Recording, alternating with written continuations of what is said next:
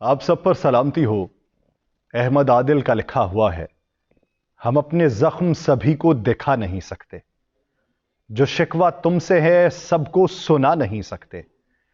میرے خیال کی گہرائی کو ذرا سمجھو کہ صرف لفظ تم مطلب بتا نہیں سکتے۔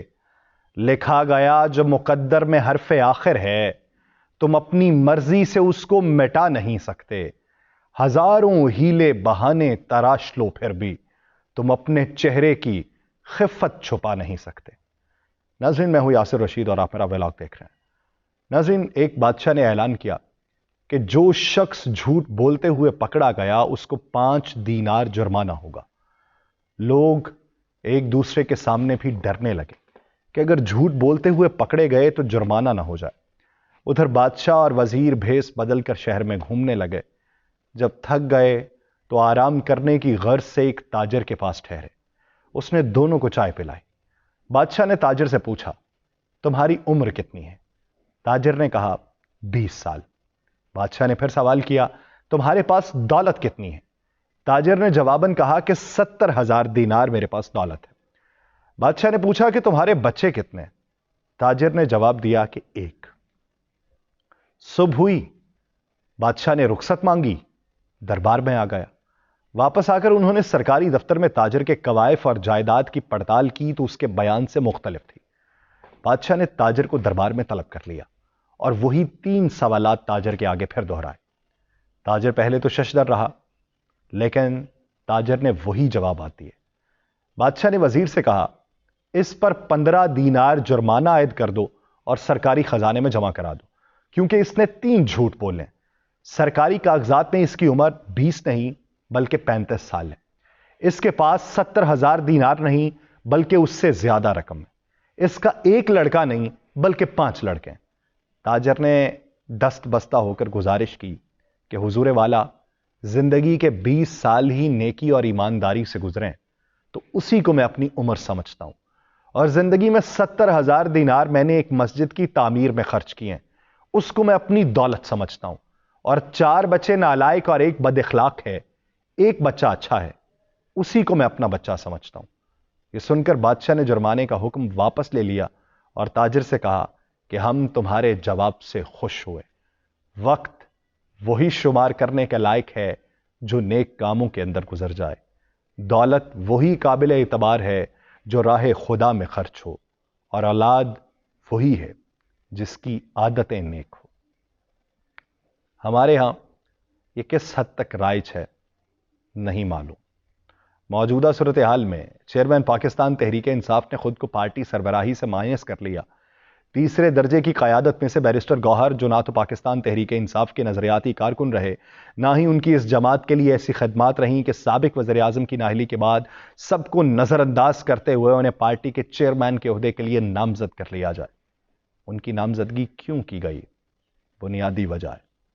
نامزدگی اس لیے کی گئی ہے کہ جتنے پارسا دکھائی دیتے تھے ان میں سے قدرے بہتر۔ اگرچہ پاکستان تحریک انصاف میں سیاسی فیصلے کسی حد تک اسی طرح ہوں گے جیسا کہ میاں نواز شریف کی نااہلی کے بعد پاکستان مسلم لیگ نون کے اندر ہوتے رہے۔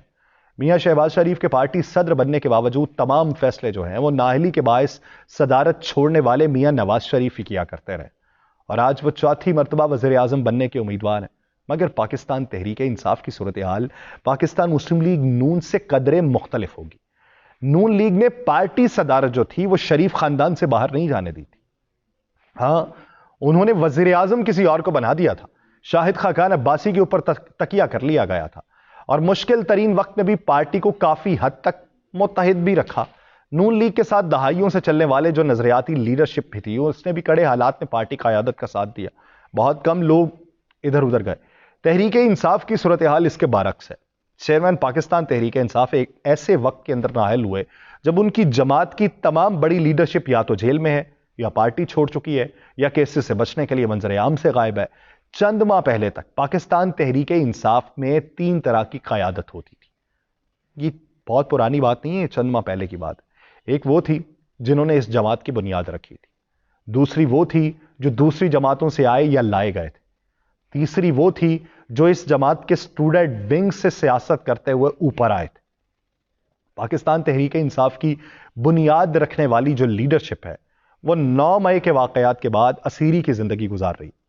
دوسری جماعتیں جو دوسری جماعتوں سے لوگ آئے تھے وہ لوگ کم ہیں، پرندے زیادہ تھے. وہ یا تو پرندے اڑ چکے سوائے شاہ محمود قریشی صاحب کے جو اپنے چیئرمین کے ساتھ سائفر کیس اس وقت بھگت رہے ہیں، جبکہ سیکرٹری جنرل پاکستان تحریک انصاف جو ہیں عمر ایوب صاحب بھی وہ بھی منظر عام سے غائب ہیں. سابق حکمراں جماعت کو دھچکا اس وقت لگا تھا جب اس کے سٹوڈنٹ ونگ سے آئے ہوئے جو لوگ تھے، جو نظریاتی لیڈرز تھے، انہوں نے یہ جماعت چھوڑنا شروع کر دی. کن حالات میں کی، کس کے کہنے پہ کی، یہ ایک الگ معاملہ. مگر موجودہ صورتحال میں پاکستان تحریک انصاف کی قیادت میں ایک چوتھی قسم نے بھی جنم لیا. لیڈرشپ کی یہ چوتھی قسم جو ہے، یہ چیئرمین پاکستان تحریک انصاف کے خلاف مقدمات کی بوچھاڑ کے دوران سامنے آئی ہے، جب نوجوان اور کچھ سینئر وکلاء جو ہیں وہ سابق وزیر اعظم کے بہت قریب ہوئے. اتنے قریب ہوئے کہ دیکھتے ہی دیکھتے پاکستان تحریک انصاف کے وکلاء ونگ نے پارٹی کے سیاسی معاملات کو بھی دیکھنا شروع کر دیا، اور باہر آ کر بیان بازی پارٹی کے پرانے لوگ نہیں کر رہے تھے، وہ وکلاء کر رہے تھے. اور آج سابق وزیر اعظم نے انٹرا پارٹی انتخابات میں جو عارضی دستبرداری کا اعلان کرتے ہوئے انہی وکلاء میں سے پارٹی چیئرمین کا امیدوار نامزد کیا ہے. یہ ایک پیغام ہے. یہ پیغام ان تمام سیاسی جماعتوں کے لیے جو پارٹی لیڈرشپ جو ہے وہ اپنے گھر سے باہر نہیں جانے دیتی. بیرسٹر گوہر معروف قانون دان ہیں، اعتزاز احسن صاحب کے ایسوسیٹ بھی رہے ہیں. میں نے کل بھی تذکرہ کیا تھا 2009 کی وکلاء تحریک میں اعتزاز احسن صاحب کے ساتھ مسلسل دکھائی دیتے تھے. بیرسٹر گوہر جو ہیں وہ سابق وزیر اعظم کے اقتدار سے ہٹنے کے بعد تحریک انصاف کی قانونی ٹیم کے اندر شامل ہوئے.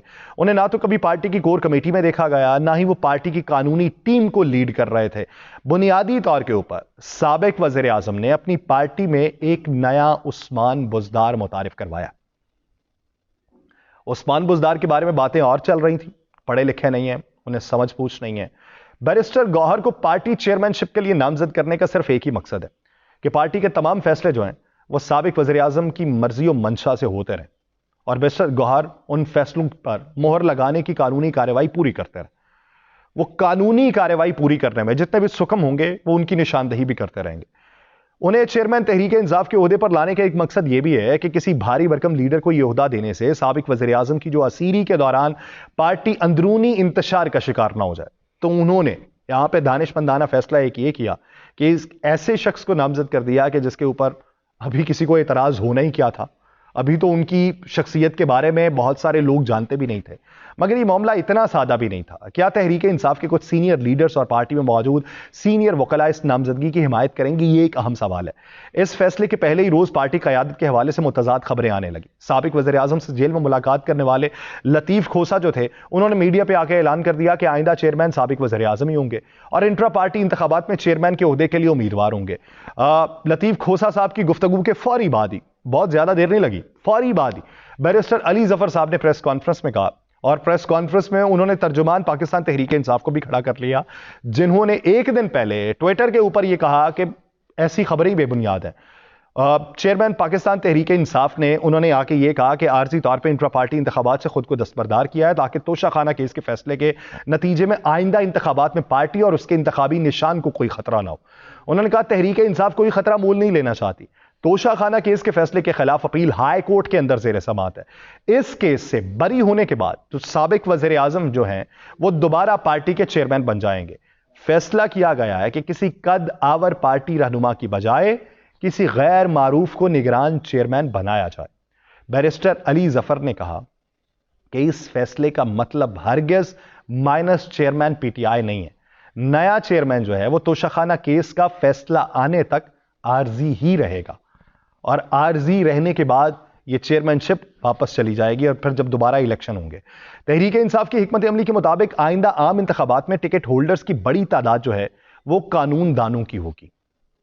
عام لوگ تو اس میں ہوں گے لیکن قانون دان اس میں زیادہ ہوں گے، وکلاء اس میں زیادہ ہوں گے. سابق وزیر اعظم کا یہ شاید خیال ہے کہ موجودہ سیاسی صورتحال کے اندر پاکستان تحریک انصاف کو جن قانونی مسائل کا سامنا ہے اس میں روایتی سیاستدان کی بجائے ایک وکیل زیادہ بہتر انداز میں پرفارم کر سکتا ہے. یہ فیصلہ نہ صرف پاکستان تحریک انصاف اور اس کے لیڈرشپ بلکہ دیگر سیاسی جماعتوں کے لیے بھی ایک امتحان ہوگا کہ جب آپ اتنی بڑی تعداد کے اندر وکلاء کو میدان میں اتاریں گے تو دوسروں کو کس قسم کا سامنا کرنا پڑے گا، اور یہاں سے ریبٹل کس طریقے سے ملے گا، یہ یہاں سے آپ کو پے بیک کس طریقے سے ہوگا. سیاست کا تجربہ نہ رکھنے والے پاکستان تحریک انصاف کے ان ٹکٹ ہولڈرز کا مقابلہ الیکٹیبلز کے ساتھ ہوگا. چیئرمین کو مائنس کر کے پاکستان تحریک انصاف بلے کے نشان پہ بیلٹ پیپر پہ چھپوانے میں تو کامیاب ہو جائے گی، لیکن سیاست کے داؤ پیچ اور انتخابی حلقوں کے محرکات سے نابل جو امیدوار ہیں انہیں میدان میں اتار کے الیکشن میں کامیابی حاصل کرنا آسان نہیں ہے۔ لیکن اگر ایک عام ووٹر پاکستان تحریک انصاف کو دیکھا جائے تو وہ یہ کہتا ہے کہ کوئی بھی کھڑا کر دیں ہم اس کو ووٹ دیں گے۔